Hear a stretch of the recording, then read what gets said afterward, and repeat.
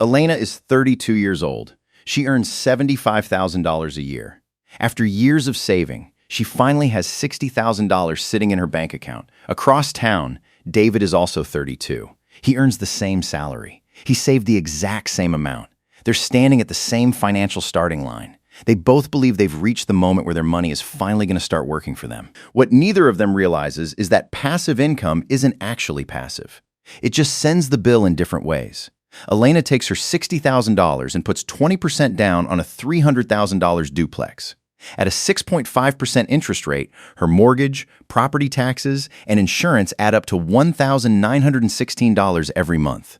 She rents out both units for a combined $2,500 a month.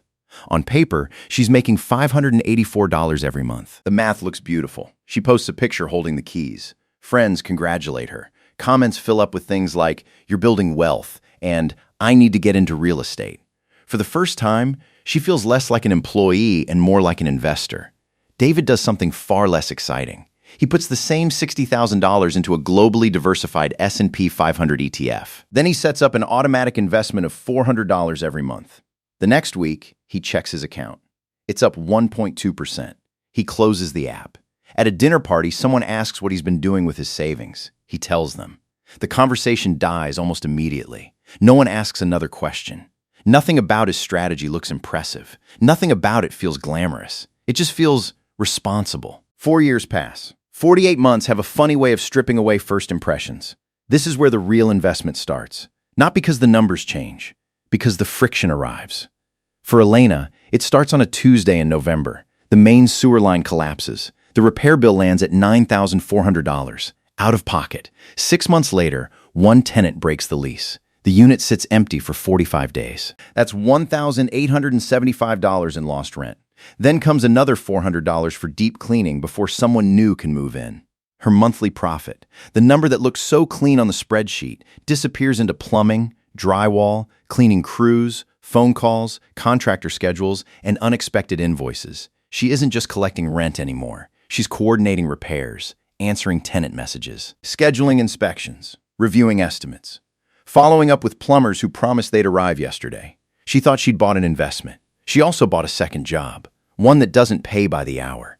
David's pain looks completely different. Nothing breaks, no emergency phone calls, no contractors, no leaking pipes. Then a global supply chain crisis shakes the market.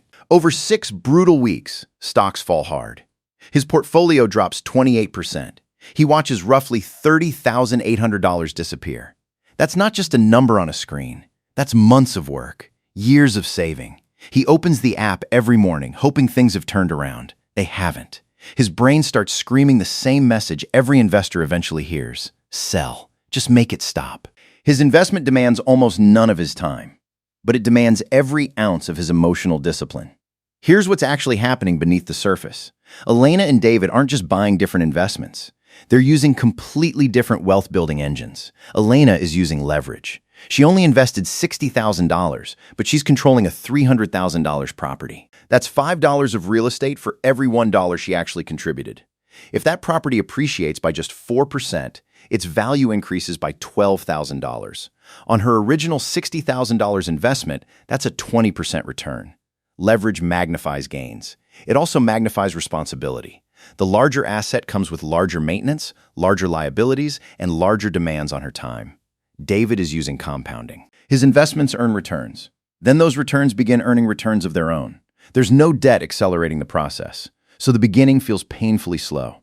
But every year, the engine gets a little stronger. And unlike leverage, compounding doesn't ask him to fix a roof before it keeps working.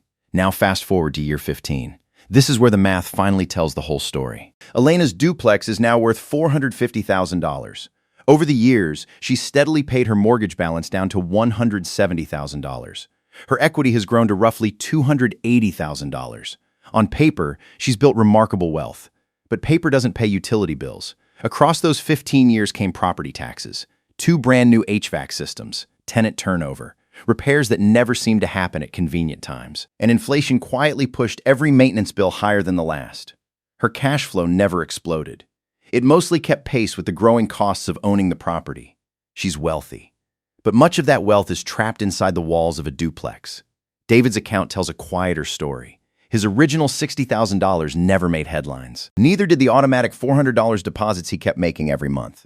Assuming an average annual return of 8%, those steady contributions have compounded into roughly $330,000. No tenants, no repair bills, no property manager, just consistency. Now the contrast becomes impossible to ignore. Elena owns substantial wealth concentrated inside one property in one neighborhood. Accessing it usually means selling the building or borrowing against it. David owns pieces of hundreds of companies. His portfolio is liquid, available with a few clicks. But his path came with different trade-offs. He never benefited from major real estate tax advantages. He never claimed depreciation to shave money off his tax bill each year. And he never received monthly rental checks that could help cover everyday living expenses. Neither investor made a mistake. They simply purchased different lifestyles. Real estate rewards the investor who treats capital like a business. Someone willing to manage assets, navigate the tax code, use tools like depreciation, improve properties through renovations, and use borrowed money to amplify long-term wealth. Index funds reward the investor who values time and liquidity above almost everything else. Someone comfortable letting markets do their work while accepting that a 20% decline isn't a reason to panic. It's part of the journey. One path asks more from your calendar. The other asks more from your emotions. Real estate offers leverage and cash flow, but it demands time, attention, and operational resilience. Index funds offer simplicity and freedom, but they demand patience and the ability to sit through volatility without abandoning the plan. The numbers matter. The returns matter. But the hidden cost that shapes every investment isn't always measured in dollars. Sometimes it's measured in hours. Sometimes it's measured in stress. The real question isn't which investment is objectively better. It's which kind of friction you're willing to live with for the next 15 years. Thank you for watching.